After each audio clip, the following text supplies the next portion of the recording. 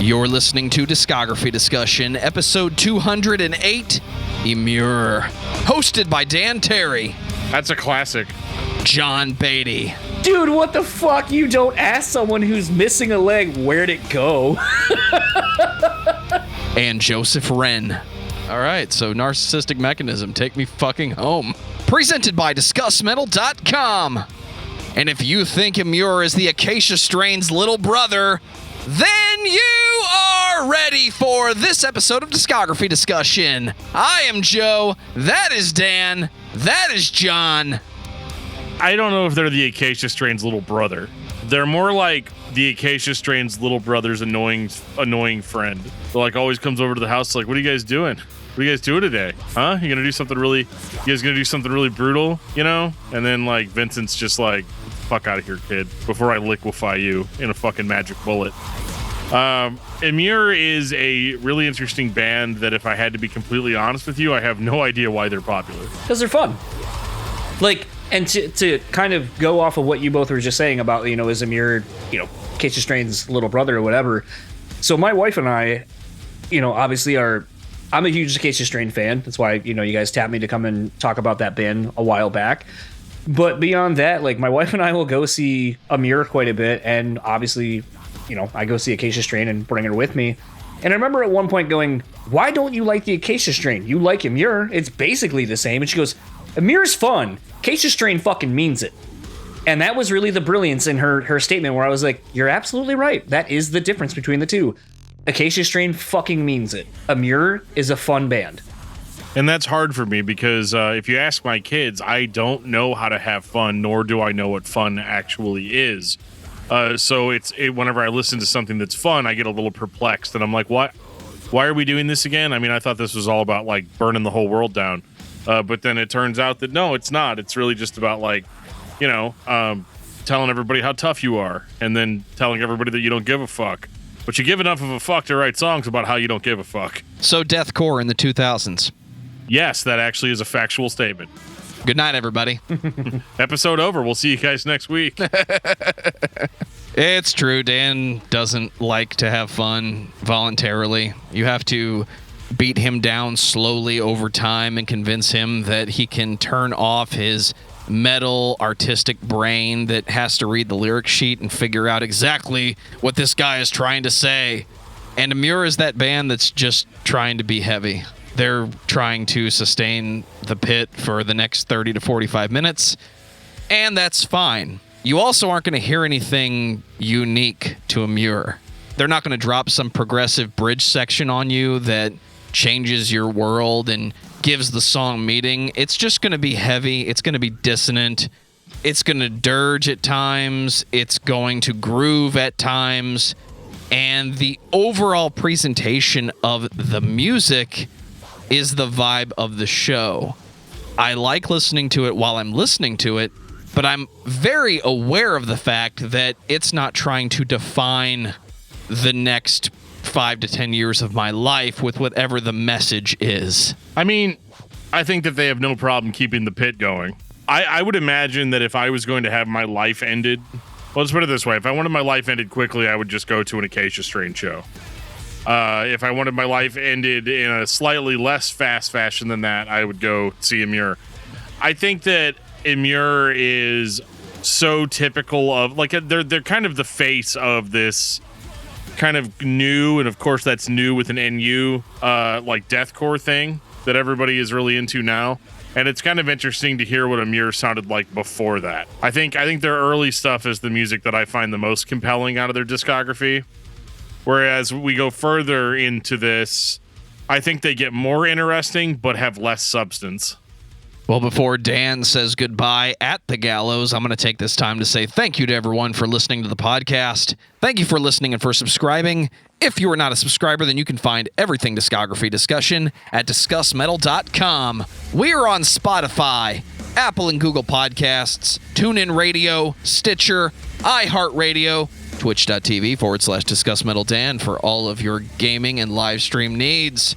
So if you have an Amazon Echo or a Google Home, you have no excuse. Ask it to play the latest episode of the Discography Discussion podcast, and it will. We're also on Facebook and on Twitter at Discuss Metal. Be sure to like, favorite, and subscribe. It really helps us out. It lets us know you're listening, and now Dan is going to tell us all about 5-star reviews. Hey, everybody! It's me again, Dan. Hi, I'm here Dan. to tell you about 5-star reviews and how they make me feel really well. Actually, I really kind of don't. It's not that I don't care. Please leave us a 5-star review if you feel so necessary. I will read it on the show, pretty much no matter what you say, within reason. And so leave us a review on whatever podcasting app allows you to do that. What if I can only count to 4? He's not going to do it. Then you, sir, are listening to Psycho Stick, and you need to listen to more Emmure. I did have somebody tell me the other day that they don't like Psycho Stick because it's just a little bit too hard for them. Is that referring to the dildos on their helmets? Yeah, something like that. I don't know. No, it was just somebody that's not into metal that likes to listen to a band that makes fun of metal. We got an email from Justin Barney in reference to my interview on Discuss Metal with Stephen Dale, formerly of Project 86, currently of Starflyer 59. He says, hey, really enjoyed listening to your episode with Stephen Dale the other day. As a longtime Project 86 fan, it was great to hear from the quieter member. I don't think there's anything quiet about it. I mean, that dude's bass lines are monstrous. Absolutely monstrous. So much tone. I was wondering if you might be able to send or direct me to where I can find the 3-song EP they put out before self-titled. I'd love to get that as part of my official collection if possible. Also, it's crazy how much I think that we must have in common. I remember the day that I put the Drawing Black Line CD in my 5-disc changer. No joke, dude, I have a 5-disc changer right behind me with a Skillet Alien Youth poster on my wall just above it. I was also rocking a white Ford ZX2. Keep up the great work. Yeah, so funny story about that ZX2. So the one that I flipped over was my mom's.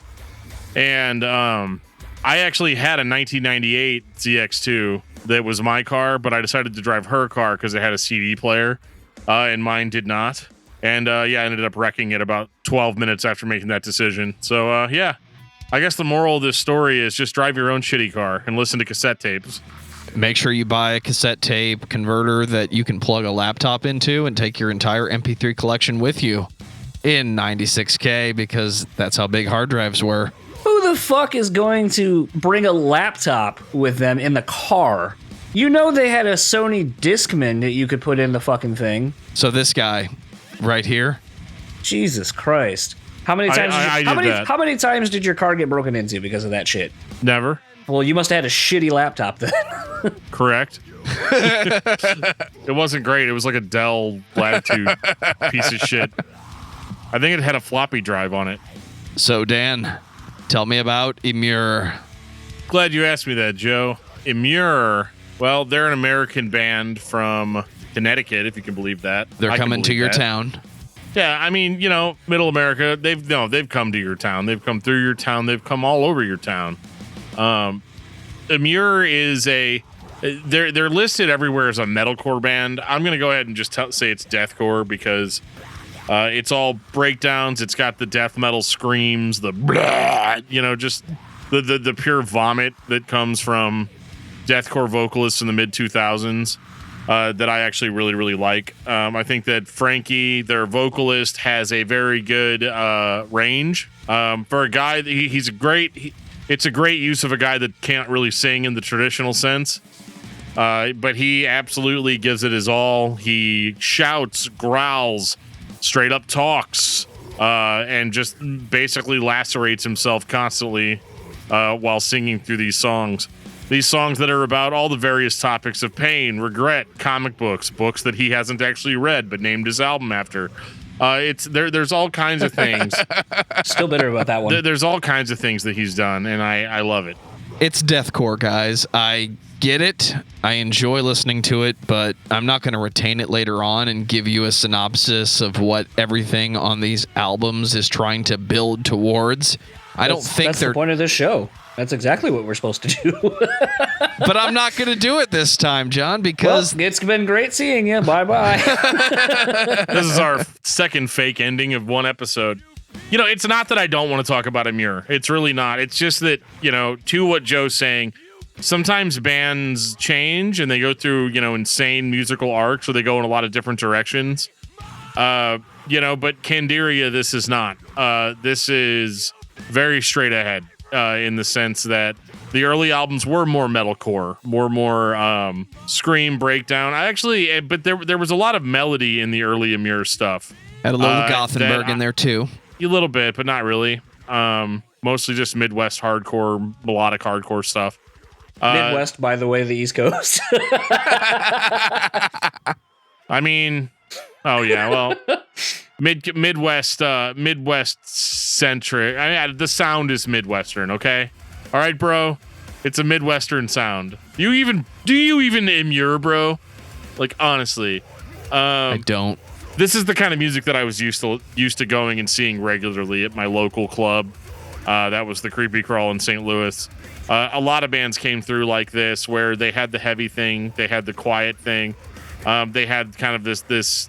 I wouldn't even say like inspirational, but just like when they would get melodic, the music felt important, and it felt more emotional.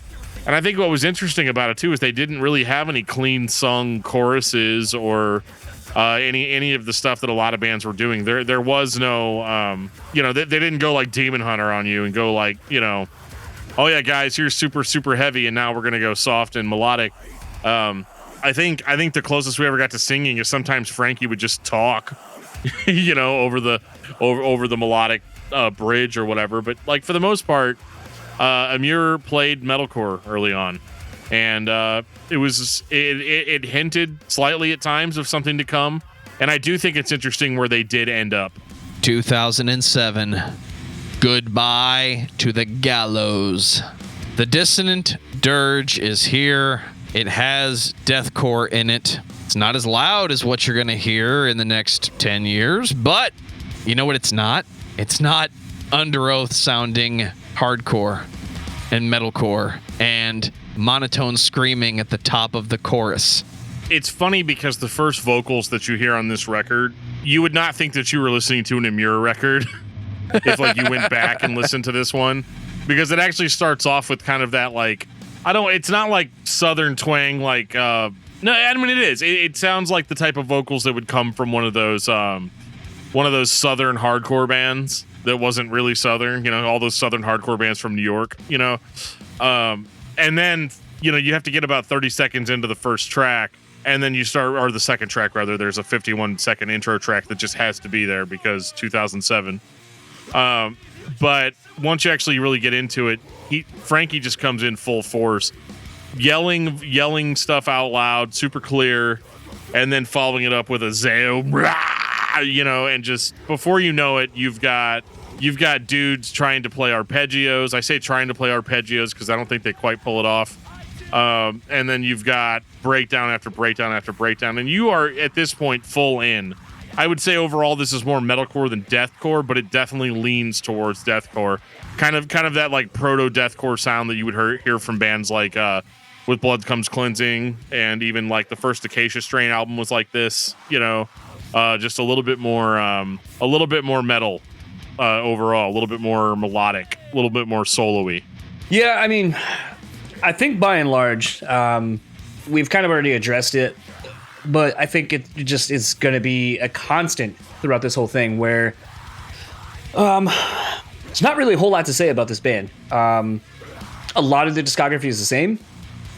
There are little subtle nuances if you really pay attention to what you're listening to, and it's gonna be us just kind of repeating like it's an Emmure record. This song was dope. This part's cool. Whatever, and then basically moving on.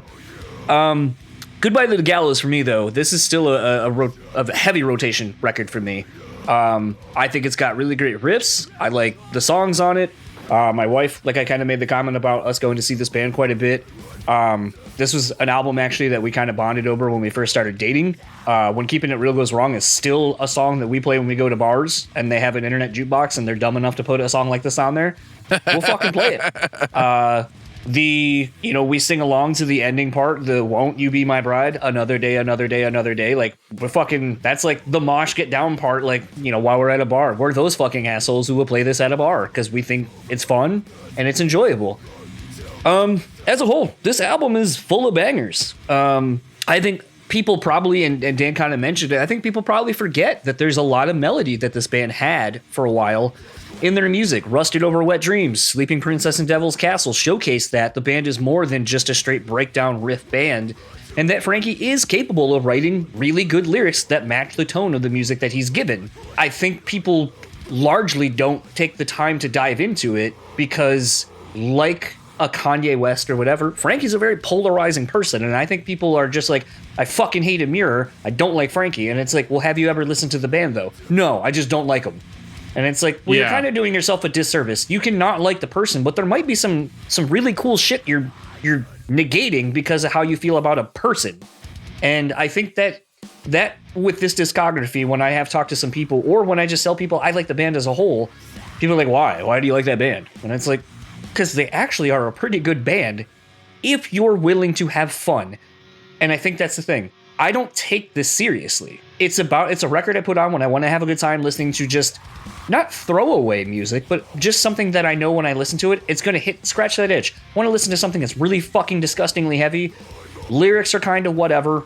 They're fun to sing along to or whatever. Good enough for me. Fucking give me more of it. I think, and this is something Dan and I kind of talked about throughout this week or so leading up to this, I think if people really were to go through this, I think it would be more like that Limp Bizkit chat you guys did on their discography where you go, by and large, I didn't remember liking as much of this as I do. But now that I've gone through it and I'm kind of not having to cater to other friends or being like, oh yeah, this band sucks, right? Like, now that you can form your own opinion, you can go back and be like, yo, this is actually pretty fucking good and I like it for what it is. That's the caveat. For what it is, I like this. Yeah, there's more of an emotional impact with the way they handle melody on this record. The lyrics are a little bit more like they're being written by a real person and not a caricature, and I think that that's really important. I think this is the era of Emmure that probably had the most substance. You definitely can probably relate to the I Still Cry to the Bayside CD. Absolutely. Every day. Every day, man. But yeah, like, so, I mean, I get it, and I get that it's fun. Like, it's funny track titles. All of this is very reminiscent of that scene at that time. It was kind of what everybody did. And I guess that's where my question is that I dropped on the top was, how did this band get as popular as they did? Because they weren't really doing anything different than what anybody else was doing, other than the fact that I guess Frankie was just such a larger-than-life personality and kind of got... again, there's a lot of parallels between him and Vincent from the Acacia Strain, except, again, Vincent, I think, actually does hate the world, whereas with Frankie, it's more of, well, I'm just in this really heavy band, so I'm gonna like capitalize on that in every way possible, and make that the image, make that the vibe of the band.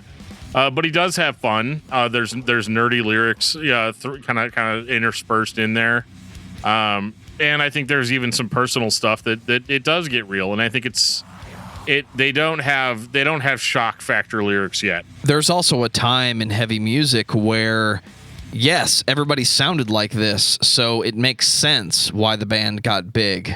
They have a cool name, and they sound like deathcore. And there's substance on these early records, but I don't think fans of this style are depending on the substance for them to enjoy the show or to have a good time. And I think when you listen to this all the time, it's to have fun and not worry about what the songs mean. And I think that's where a guy like me has a lot of trouble, because I'm like, well, what does it mean, man? And I've tried to figure out what the problem is, because this is clearly only a problem that I have. Because, and I want to say that it probably stems from my Christian rock days of listening to shit and being like, well, what's the actual meaning behind this? Is this really Christian? Like, I think that's probably where that comes from. So a band like Emmure, it's hard for me to jump right on board, because I'm just like, yeah, I mean, it's cool. Like, I like the riffs. I like how heavy it is. I like the dissonance. I like the kind of the crazier, like the wank chords and stuff that they throw in there.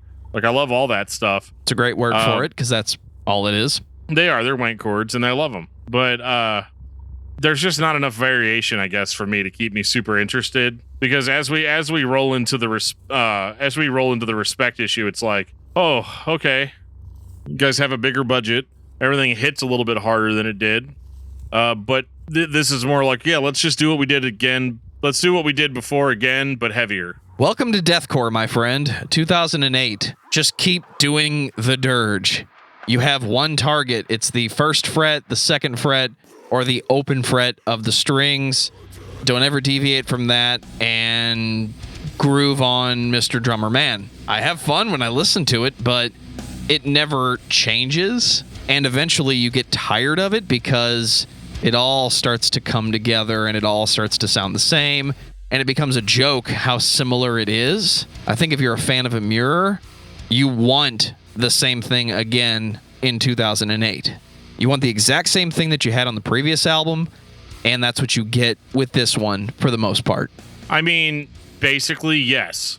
If you are an Unpleasable Metal fan, then you absolutely want the band to do the exact same thing they did before again. Ladies and gentlemen, Unpleasable Metal fan. Until your brain explodes, you want that band to do what they got popular doing. And here they just do more of it. I actually enjoy the respect issue a little bit more than I enjoy Goodbye to the Gallows. Just sonically, it hits much harder. There's much more of a deathcore focus. I feel like on Goodbye to the Gallows, they just kind of didn't really know. You know what I'm saying? Like, I don't think they really knew what direction they were going in. Are we gonna take this deathcore thing to the limit, or are we gonna get on the more sensitive side of things? They definitely went with option number one. Let's just go super, super heavy. And this is where they kind of start sounding a little bit more like Emmure as we know them today. The limit to deathcore is the third fret of the guitar. You can't go above that. It's against the rules. I think you'd be pleasantly surprised at some of the writing that actually goes into playing some shit like this. All that being said, the respect issue, I remember this is the first record I bought when it came out, so I wasn't too far behind the band kind of being a band from the beginning. This was one where, you know, straight out the gates, you notice a distinct style change, like Dan said. Not stylistically, but just the sound has more, you know, it's tightened up. They sound more aggressive, and I think that's kind of more, you know, this is what did we say? This was 2009?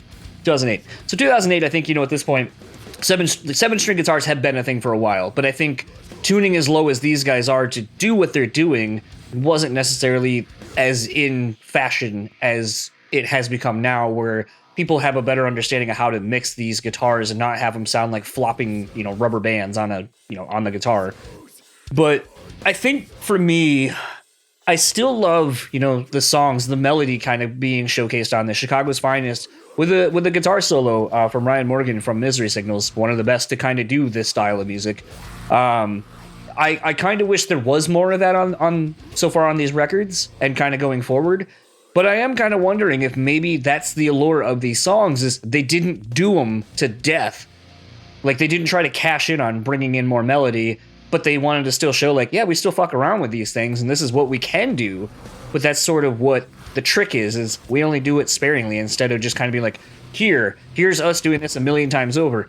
Now, speaking to something they do a million times over and is kind of their calling card moving forward, is using that whammy pitch pedal. Like, that is a thing they ride to death.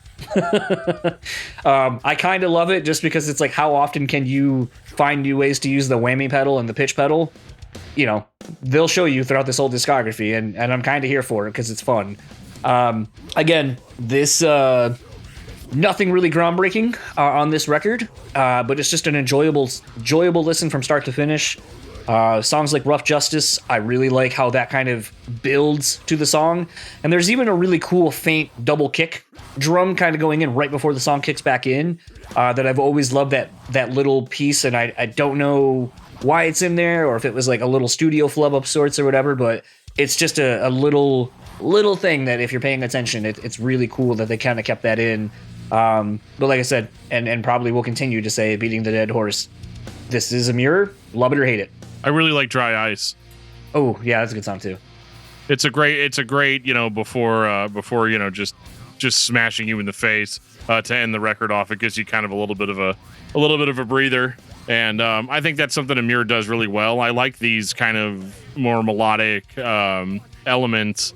Again, like a Chicago's Finest, or like a Dry Ice, where it's just one of those, like, we're still musicians, we're still a band, and we still want to evoke different reactions from people than just straight, beat down stuff. Because, like, yeah, it is easy to call it deathcore and just move on. But what I do think is that this band does lean more in the technical direction, especially in their earlier stuff, than a lot of bands that were playing deathcore. I mean, if you look at a band like Impending Doom, for example, that was kind of rising to prominence at that time, Impending Doom could be accused of just playing the same shit over and over and over again, especially their first record.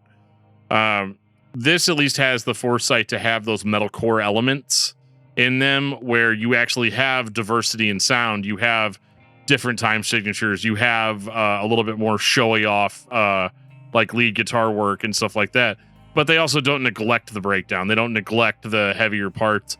And they also realize the importance of actually building up to have a breakdown, which I think largely a lot of deathcore doesn't really seem to understand.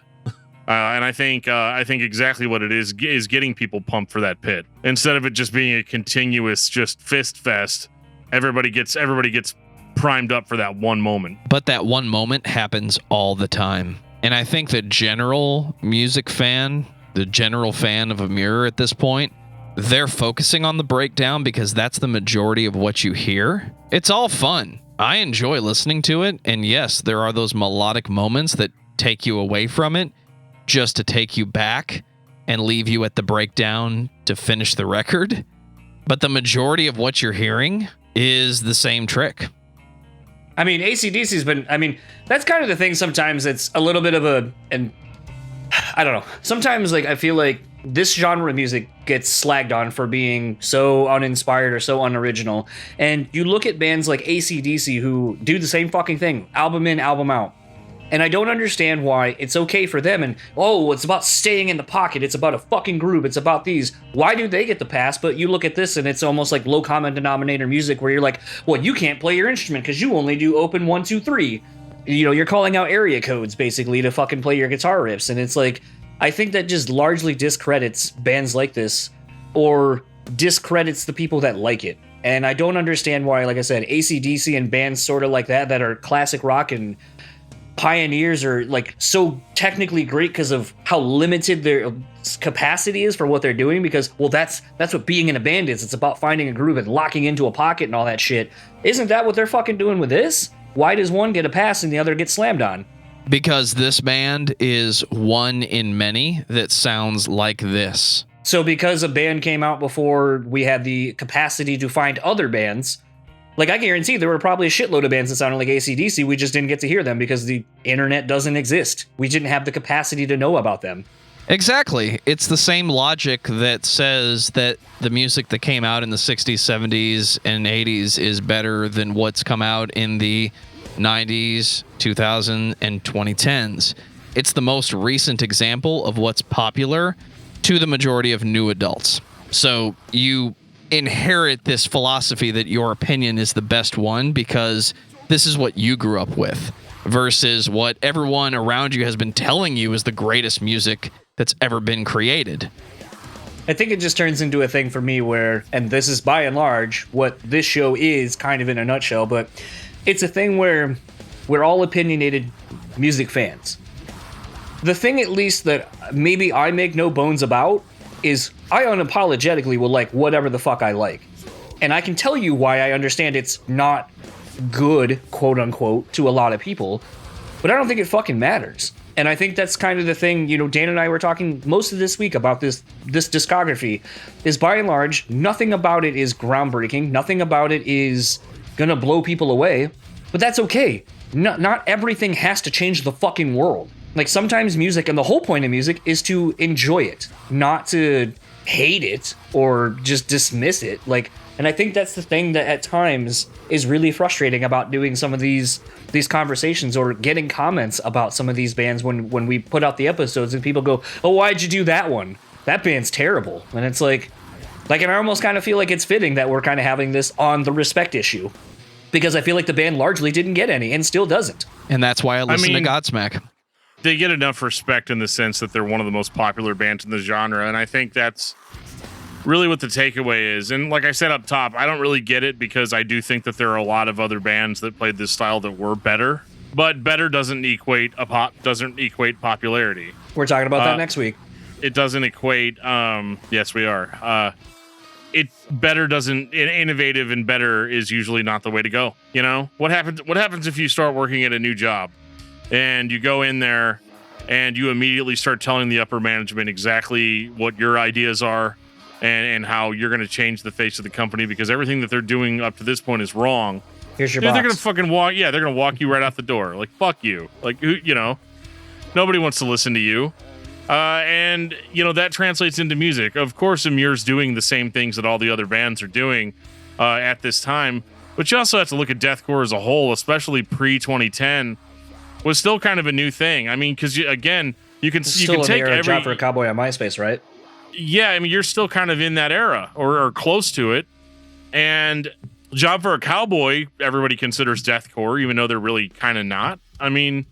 Not really. They've got the pig vocals, or they had for one demo. Like, let's be real here. But that's all anybody remembers them from. You know, remembers them by is the pig vocals, and you know. But it's a different sort of thing. I don't think that Emmure sounds like Whitechapel, or I don't think that Emmure sounds like Winds of Plague, or like a lot of these other bands. You know, like 2000. You have to look at this through the lens of 2008. This is objectively more complex than a lot of the bands that were making deathcore more popular at the time. So I can understand what the appeal was. I'm still not totally 100% on it, but I do enjoy these earlier albums by Emmure more than what was to come. We'll get into the whole substance thing here in a little bit. 2009 Felony. I mean, again, this is it's kind of interesting. They go, I feel like they kind of go more into what would become, and this is kind of the weird if we're getting into terms.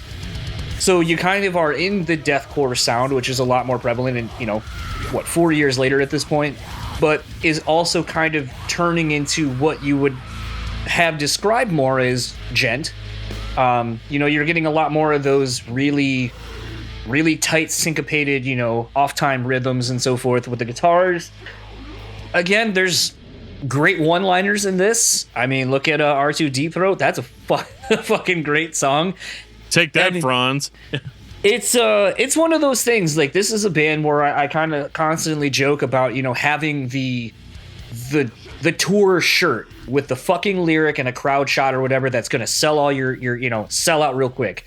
And I feel like at this point, the one thing that maybe this band that kind of separated them from others, while maybe not being as quote unquote good or technically better than their contemporaries, I think is that they knew how to market themselves better. They were on a label that really fucking mattered to the scene in Victory Records. On top of that, you had a very outspoken frontman who was unapologetically himself, and it's a thing where just as a whole, I think they're just a band that knows how to do what they do. They're comfortable in it. They don't deviate a ton from their sound. I think it's just kind of refining it and just doing it to the best of whatever your batch of songs is for this record. I will say, just to kind of say it now, I will say that I know from Dan and I talking to Frankie a while ago that basically he did say that the band was kind of pushing records out very quickly because they signed a long-term deal to Victory, and it was more of a thing where their goal was to hurry up and just kind of put out as many records as they could to get the fuck out of that deal. So I do think there's a little bit of that sameness in that because they're potentially kind of just trying to get out of a shitty deal, basically. That might be the case, and I think most bands that play this style, at least in 2009, were trying to put out a record every year because we are cashing in on what's popular and we're touring our fucking asses off. When I look at A Plea for Purging and the frequency of the records that they released, and then having talked to Andy Adkins and knowing that they just toured and recorded until the band was no more. You don't have the same support that a different band or a different style of band that was not independent for the last 3 years would have. So you're trying to put out as much as you possibly can because you're trying to sell records and feed yourself. I don't think anybody in 2009 thought that this was going to be popular metal for the rest of our lifetime. I think there are certain things that will eventually come back. There are things that work no matter what style you play. And I think deathcore overall had writing on the wall not very soon after that. I'm not 100% convinced that this is deathcore. There's a lot of new metal in this record. This is the first time. Coming, yeah, this is where I think that Emmure really was ahead of the game. So for the previous two, for the previous two records, they kind of played a kind of a safer style, a style that was palatable to people in that scene. But and I'm not even just talking about the fact that Frankie, I don't want to say that he raps. He doesn't really rap, but it has a little bit of that hip hop swagger to it. It's got a bounce to his cadence. It's got a bounce. Absolutely. And everybody that's a fan of new metal loves a bounce. Hell yes. You need that. But it's not even just that either. If you look at a song like "You Sunk My Battleship," has huge Deftones vibes in the riffing. And how they kind of go into that melodic bridge section, it sounds for sure. Yeah, very close to My Own Summer. And then of course the infamous R2 Deep Throat, that's probably the most modern sounding Emmure song. Sounds like something that could be a newer one, that they put out. And I don't know, I thought that made this record a lot of fun for me. Out of the first three, I kind of enjoy Felony the most. And it also it also makes the band come across much more tough guy, I think, than they kind of came across before, which would kind of become a staple of their whole image. Was kind of this I'm tough, I don't give a fuck. It's not tough I'm gonna beat your ass, but it's more tough I don't give a fuck what you think about me. These are my opinions. Fuck anybody that says anything bad. It's a fuck the haters kind of approach. Fuck you, I won't do what you tell me. Well, I think the thing that, for those that, and I'm not always the lyric guy, but since this is one of the few discographies that I have actually been active with throughout the whole thing since I've joined the show, this is one of the few where I will have the vinyl or the CD and I'll be looking at the lyrics, and I definitely feel like a constant topic for Frankie is basically failed relationships, seemingly of the romantic variety.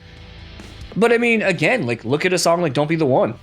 That still showcases that Frankie is capable of kind of stepping up when the band kind of goes into a more melodic thing. So it's almost like this interesting conflicted artist of sorts, where you're this duality, where you're all right, here's the straight ahead meat and potatoes riffs and shit, and then I'm gonna kind of just throw not necessarily nonsensical lyrics, but lyrics of loss, of, longing for a past, love, whatever. I mean, even kind of look at, Lessons from Nicole. But then you get a song like Don't Be the One, and you're okay, again, kind of want more of this, but this is the only, sample, basically, of this I have on this record. And it's just so hard at times to just write this band off and be well, this is all you do. Because there are examples throughout where you're but you do more. Do people just not? And usually they're tucked way back into the end of the record. So I'm kind of do people just not get this far? And I will say another thing too. That is one of the few things I like about this discography. Every record, about 30 minutes in, out, super enjoyable, doesn't overstay its welcome. In the words of Roach Coach, that's they are very time conscious of not wasting ours. Yeah, I mean, Don't Be the One stands out like a sore thumb on this record for me. Not because I hate it, but again, you hear a song like this, and I agree with you, John. I almost feel like the whole record should sound like that to a degree. Not the whole record, but right. A bigger majority of it, because it flexes a muscle that they haven't flexed really before at this point. I mean, they've gone melodic in the past, but not like this. Right. And it's one of the more better composed Emmure songs, I think, in the sense of it being a song and all of that. that a song like "Don't Be the One" is very different for Emmure, but I think it wouldn't have been bad to hear more in that vein. I know that like fucking sucks, right? Because like, oh, he's a metal fan, but he wants to hear this like melodic shit. But like, again, it's not like I had to throw a stone that far to hear a heavy song in the vein of some of the other heavy songs on here. So I mean, yeah, that's really my point, is that "Don't Be the One" is a good example of flexing that dynamic muscle and giving your record a little bit more variety. Which I hate to say it, and I feel like I'm beating a dead horse, but like that, their sound really lacks diversity in the right ways. Come on, dude. It has Bojack diversity. alone. It has diversity, you know, especially as we go later on into their discography, all the different elements that kind of come into play. But unfortunately, it's all towards the same goal, where eventually you just get to this beat down, breakdown sort of formula. 2011, Speaker of the Dead. Oh, I get it, because there's a boombox on the cover, and that's the speaker. Got it. Who else was surprised that Emmure put out 2 records in 1 year?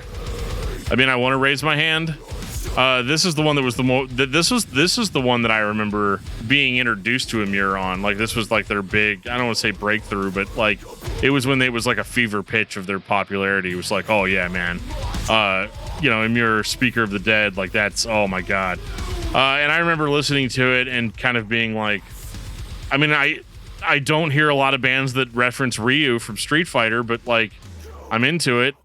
I have to say it's a little disappointing hearing Frankie talk about these records now, because he's so dismissive of them. Like, I mean, I'm pretty dismissive of records myself, so I can't really like, you know, fault him too much for that. But like, I don't know, the whole like all my old music was shit and this new shit, it's the best shit. Like, I don't know. I feel like Speaker of the Dead is a really, really, really good bridge album between the newer Emmure and the older Emmure. As far as approach goes, they definitely go more. I wouldn't even say death. Like I don't know. I don't know if they're even deathcore anymore. To put it bluntly, like, yeah, he's got the extreme vocals, but like musically, there's a lot more like nu metal and just more like straight ahead hardcore on this record. iTunes calls it rock.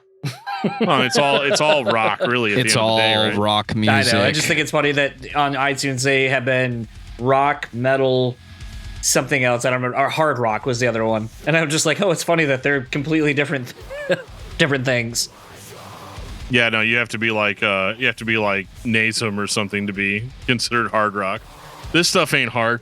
Maybe the guy that does the genres on iTunes is just like a huge hipster and is like, oh no, that ain't hard. We're putting that in regular rock.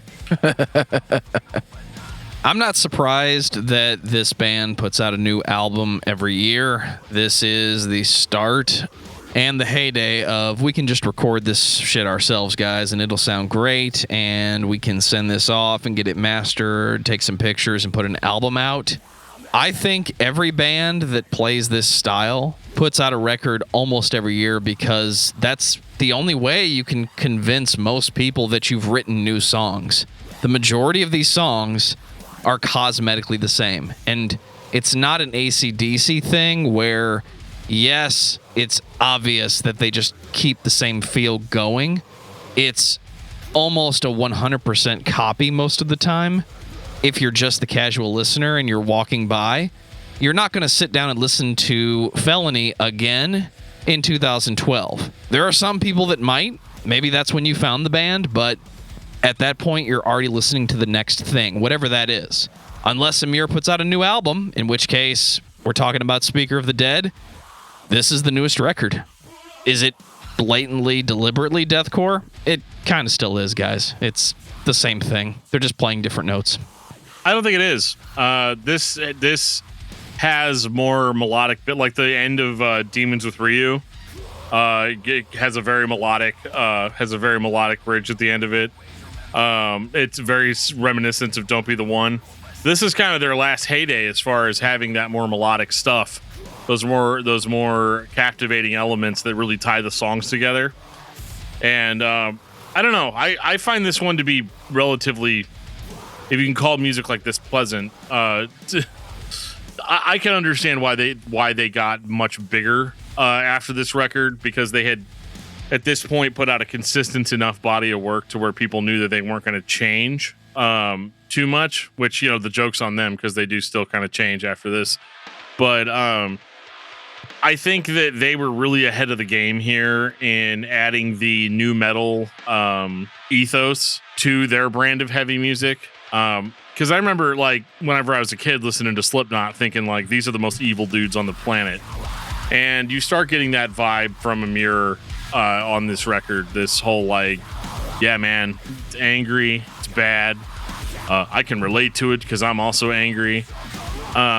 I totally understand why this was as popular as it was. Do I think that it's, again, like, world-changingly different? No, but I do think that it is different enough to where they really did pioneer the entire concept of, hey, guys, we all grew up listening to Korn. Not yet. That's the last record. Well... we all grew up listening to Korn. We ended up listening to stuff like Slipknot and Limp Bizkit and stuff like that. And yeah, even though they're not blatantly copying those bands, they're doing what I would consider to be a modern interpretation of that type of music. But yeah, like there's just a lot of bitch. There's a lot of so much bitch. Mostly on Drug Dealer Friend. But yeah, I don't know. I thought this was cool. I do think it's impressive that they put 2 records out in the same year. But I also understand, like, especially in light of his comments about, yeah, we just needed to get out of this victory deal, which I don't actually believe that that's what the mindset was at the time. But Frankie's unfortunately the only source of that information. I think for me, like, Speak of the Dead is obviously the band kind of, we were just talking about on the previous record about how the band kind of introduced more bounce, more kind of that new metal leanings of sort of borrowing more of a groove, more of a hip hop kind of styling, and then Frankie kind of adopting vocals that sort of are more rhythmic in a cadence. This record as a whole, I mean, it's weird to me that this is what they got more popular on, and I'm not negating that because I remember this kind of, like, this is where you started seeing them, like, in small theaters, basically, like 2,000-3,000 cap rooms, being direct support for a band like We Came as Romans. So I mean, like, the proof is in the pudding. Like, the band is kind of at a certain level, and people are there to see them. They know the old stuff, they like the new stuff. But I feel like when I listen to Speaker of the Dead, something I haven't necessarily, I made the comment about, like, it seems like some of the past records have, like, the tagline that goes on merch, and that's what fucking sells.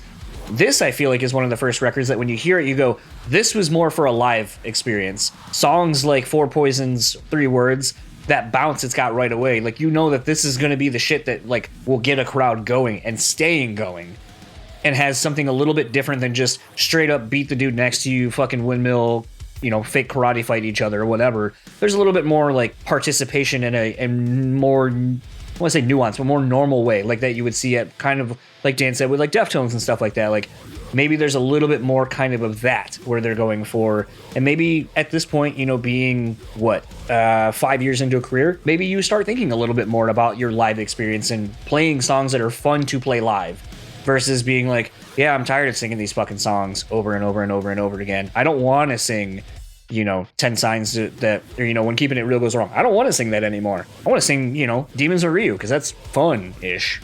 But, I mean, by and large, again, it's funny that this is, like, I mean, I had to, like, I remember when I clicked on this to start listening to this record, I was like, God damn, 15 songs, Jesus, this is going to be a slog.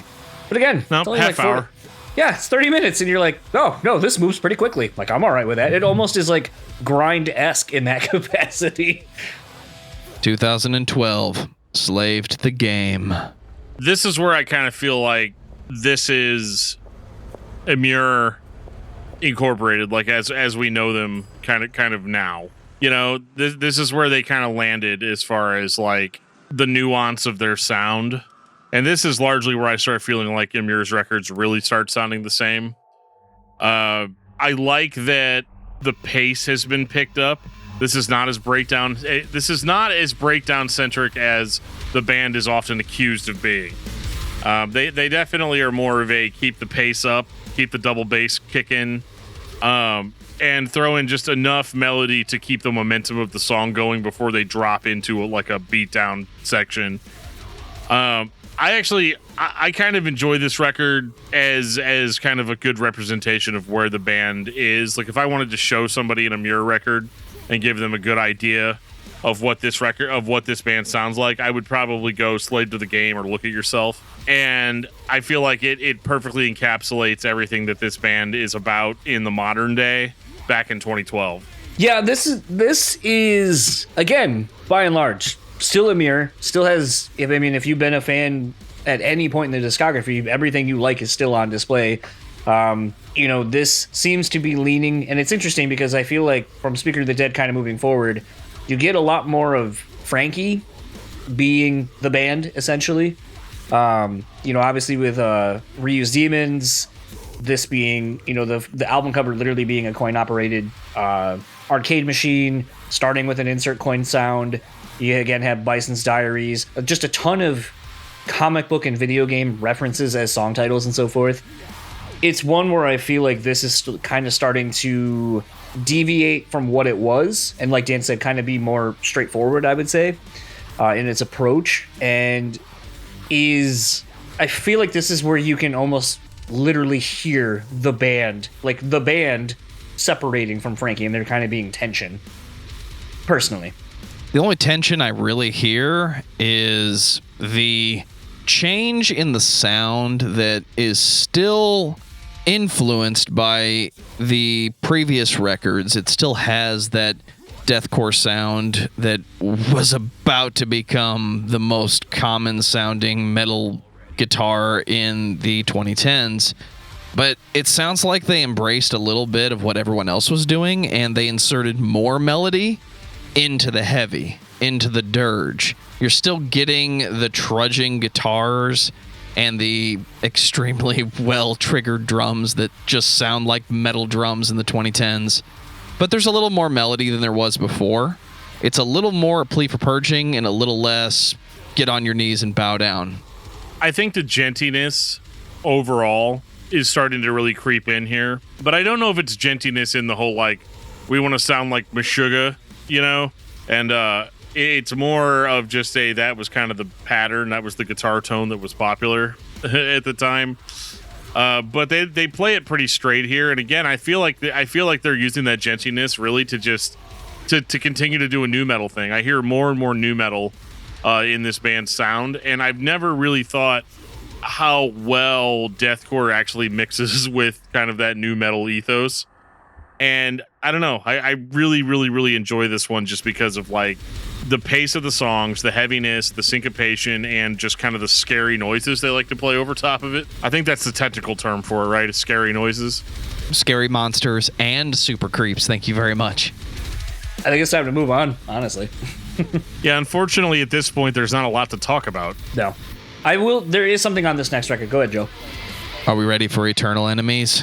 Always. 2014. So it's funny, we've been talking about how the quote-unquote nu metal sound has been permeating through Emmure's sound for the last couple of records. Look no further than E and the video for it to really drive that point home. That is almost a straight carbon copy of Nookies by Limp Bizkit's video. Even down to the, like at that point, like when you look at the quote-unquote lyrics to E, you're just like, all right, so we're not trying anymore. We're writing that whatever works, I guess. Like these are, to me, very, not that they were necessarily always not this, but very low common denominator lyrics. Let me pull up some of these great lyrics. What's a really Wait, good John's one? gonna pull up lyrics now? I'm gonna pull up lyrics. You know it, you know it, you know it, you know it. You know it all. You know it all. Turns out you know nothing at all. This latest development. Yeah. You know nothing at all. Tonight I want to see you moving from side to side, from the front to the back. If you're with me, then where the fuck are you at? That's a Fred Durst lyric if I ever fucking heard it. I don't know. I feel like Fred's a little bit more intelligent than that, to be honest. Bounce. Well, I mean, we've been through this. I don't think that Fred Durst lyrics are dumb. If by dumb you mean highly relatable, then that's where we're at. This record has a lot more of Frankie doing the Fred Durst vocals. I call them the Fred Durst vocals because they're not really rapping. Yeah. Fred actually could rap, though. It's just Frankie can't. He tries to, but he can't. And so you get a lot of him just yelling stuff really fast. Kind of more like a Corey Taylor, I guess, is a better way of categorizing it. And honestly, this is just where I start feeling like Emmure is Going through the motions? stupid. Just basic. It's just turns into basic bro shit here. Like, to the point where I'm just like not surprised when I see half the things that Frankie has been quoted saying in interviews. The interview that we did with him not being super surprising in context of this. I just don't. I like the music, but I kind of just am kind of tired of. I would rather Frankie just make the loud, indistinguishable grunt sound and not do all this other shit that he's doing. It's not quite Nookie, John, but it is just like this. Oh no! Watch the video. That's where it really sells the whole Nookie vibe. If you've never seen the video, It's like the same video, dude. the exact same video. It sounds like somebody was listening to Significant Other and said, we could do that, but we don't need it to be nu metal.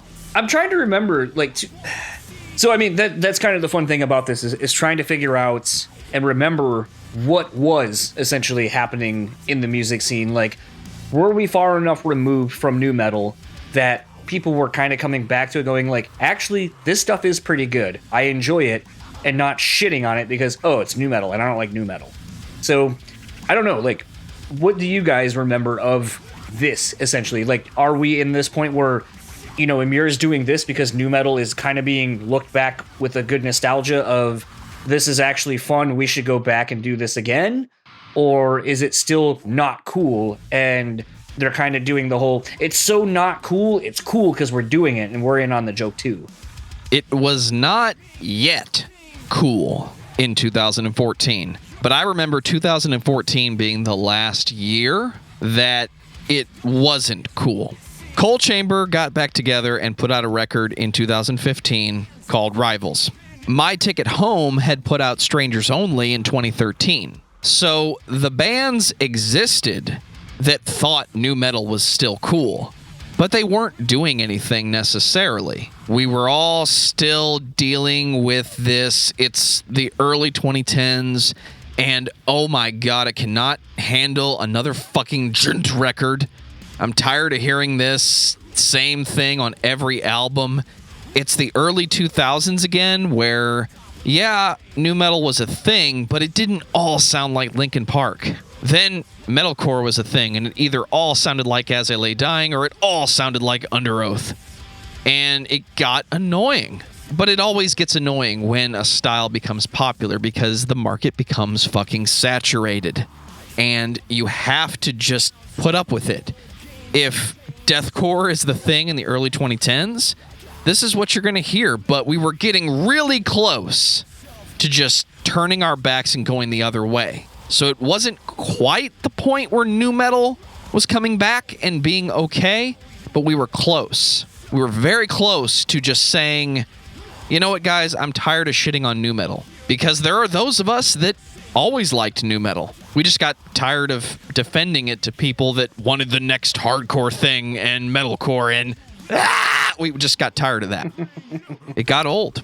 I think that Emmure has been doing nu metal since 2012.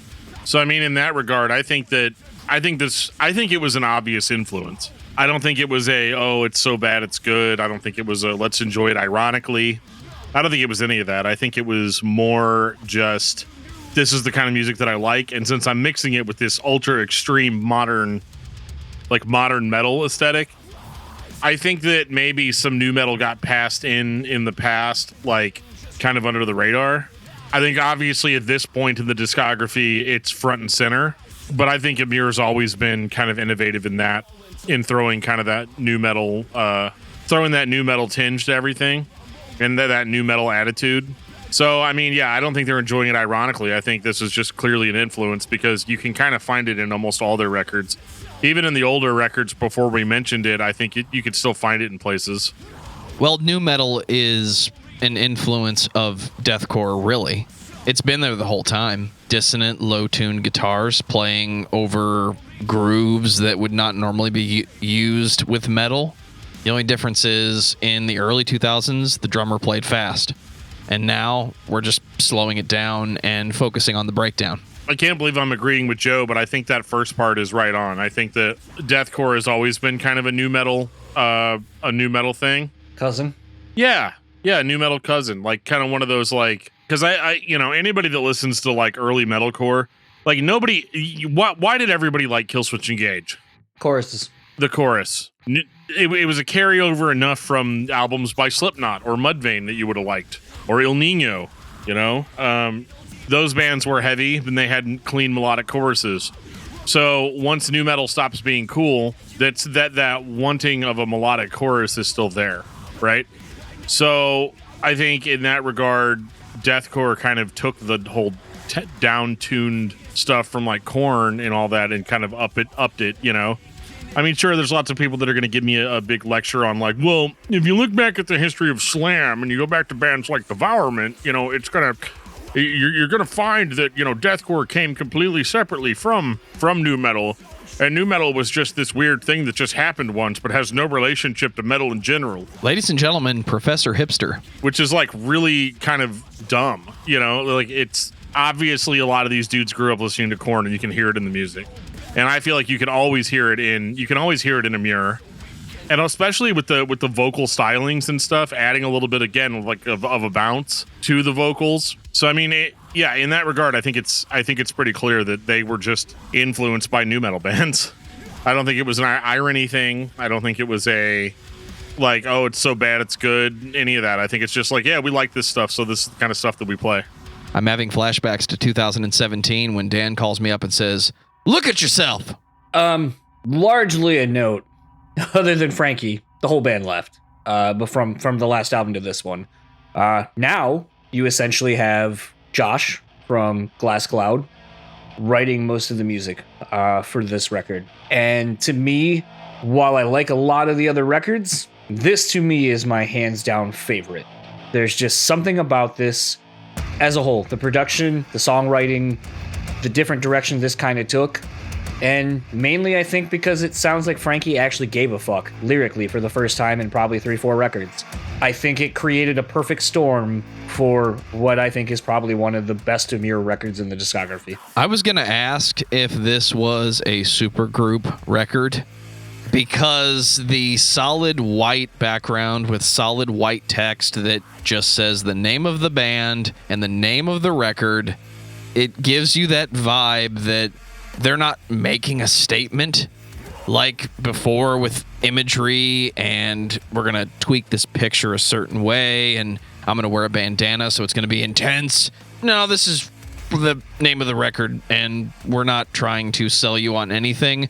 If you're here in 2017, you know what you're in for. So that always screams to me somebody left and somebody is putting this together, and when we get to the end of the production period, we're not focused on the fucking cover anymore.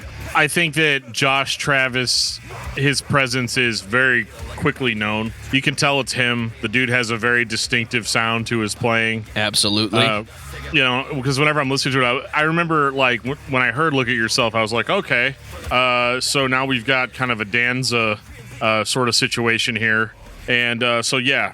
Josh Travis plays some of the most brutal riffs that I've ever heard on an Emmure album up to this point. This was a huge boost in heaviness, on par with something like Danza's The Alpha, the Omega, because same guitarist.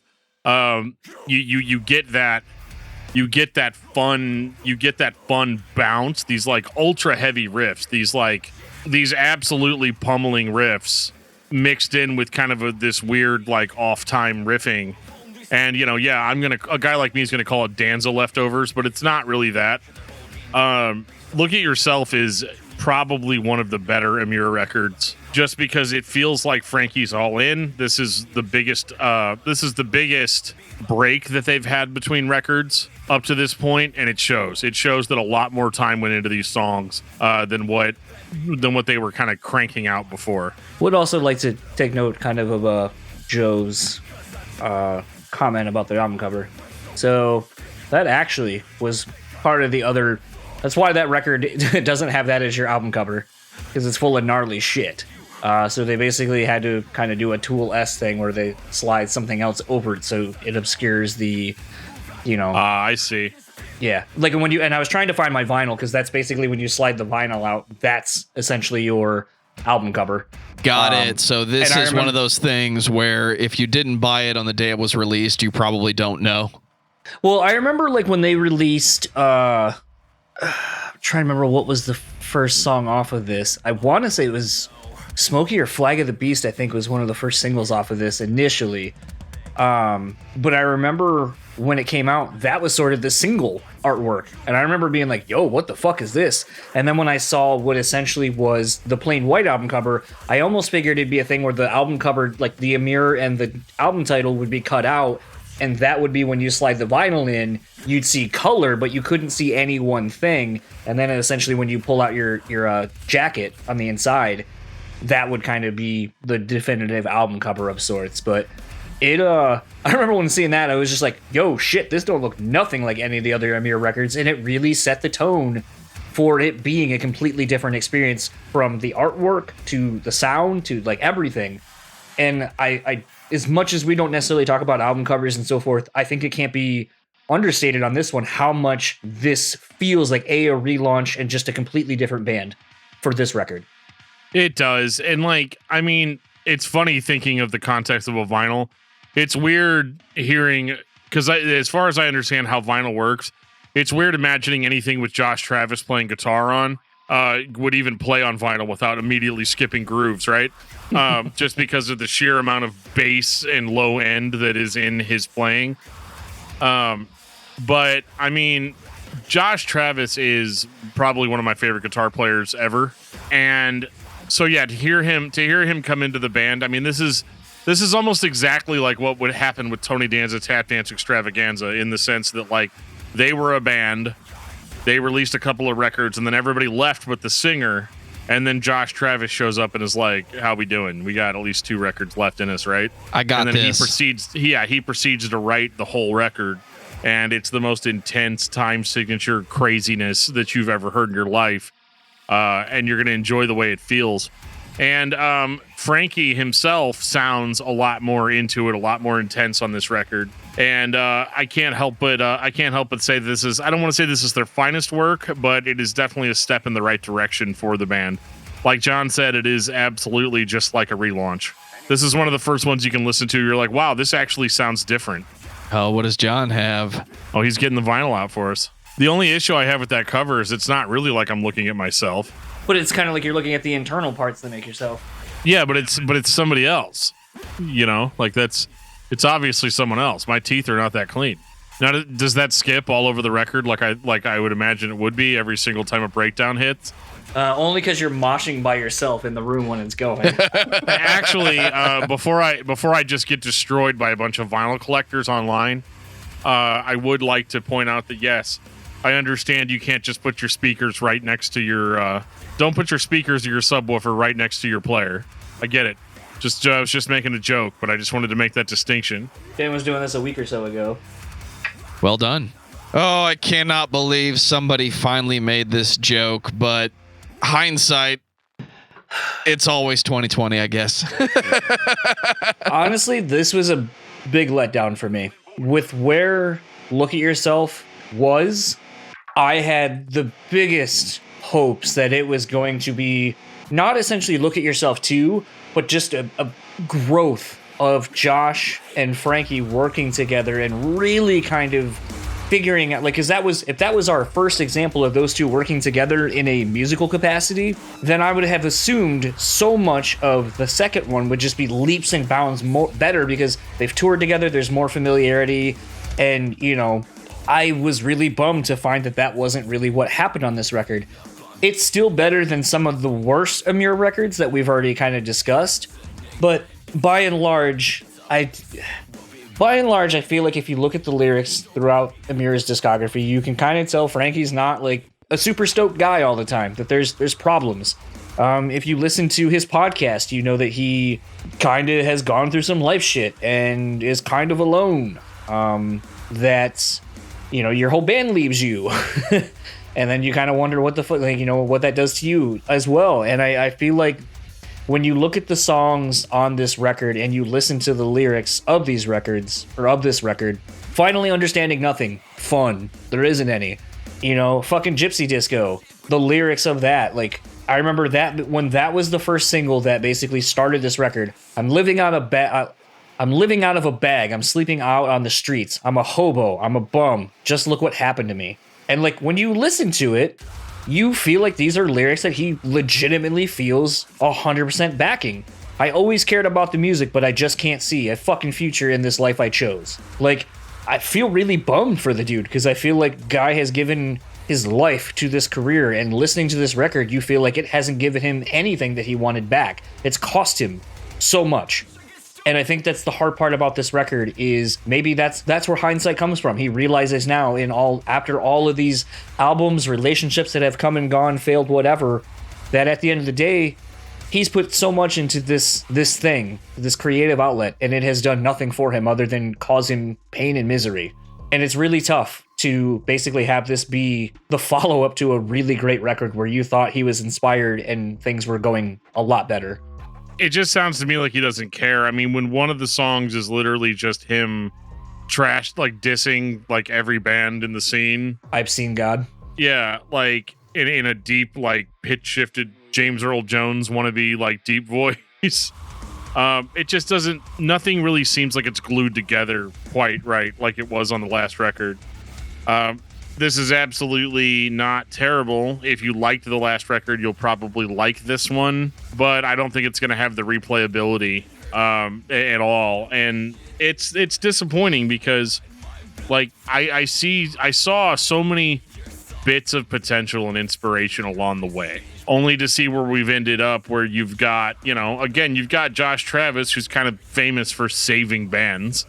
You know what I mean? Like coming in being like, oh, wait, you know what? I think I know what you guys got. I think I know what we need here, But, when he's just, I don't care about anything.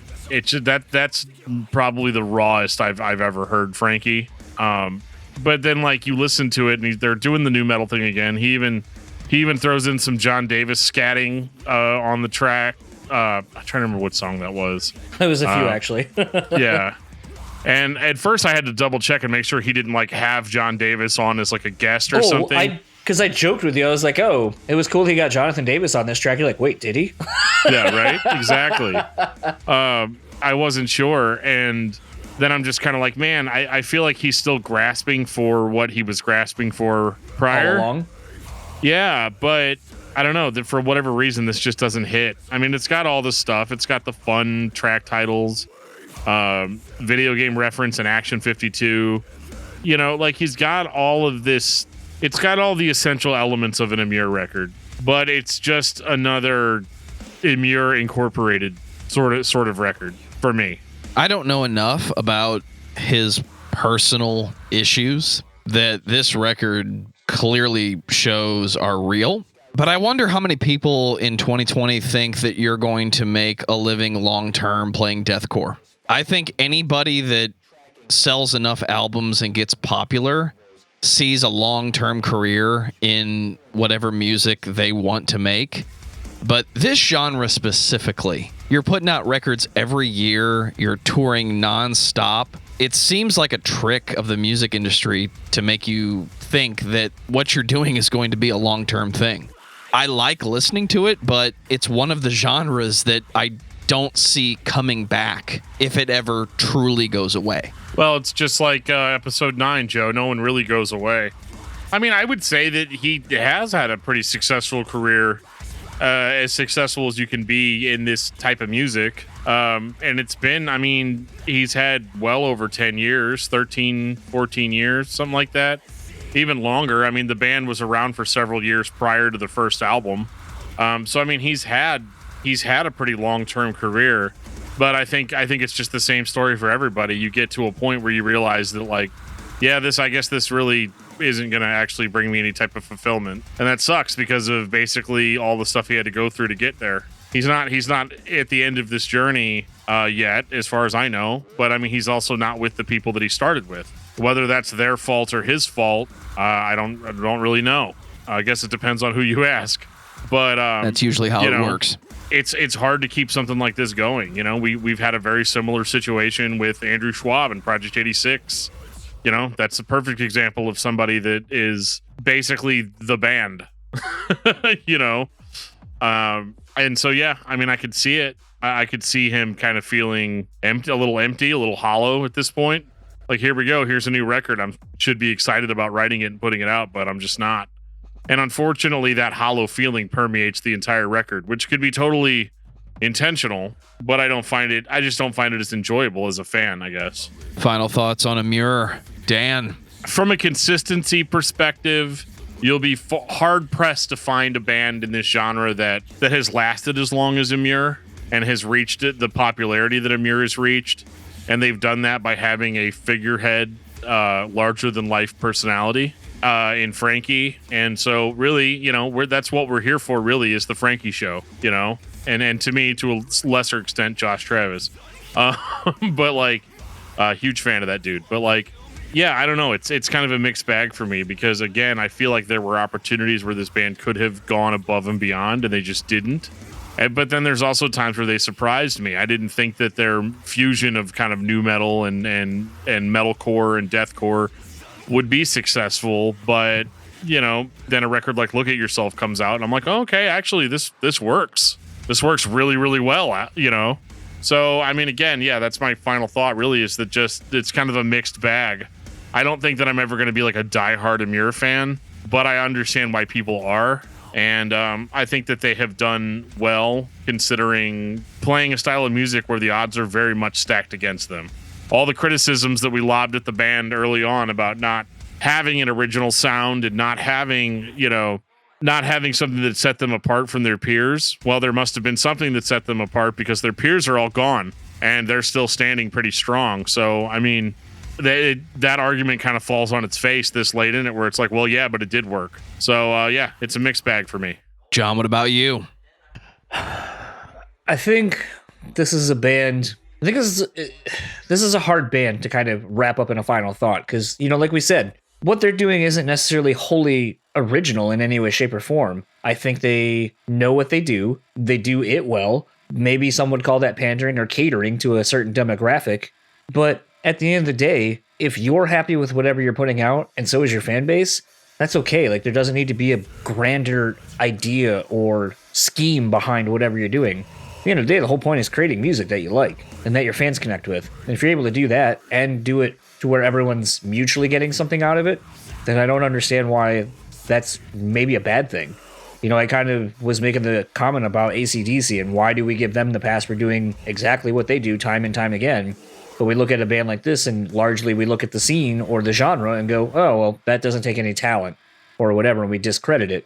I think there is a lot of credit that should go to Emmure for doing what they wanted to unapologetically, kind of incorporating styles and influences that were obviously integral to them and not being afraid to do it when it wasn't the in thing to do.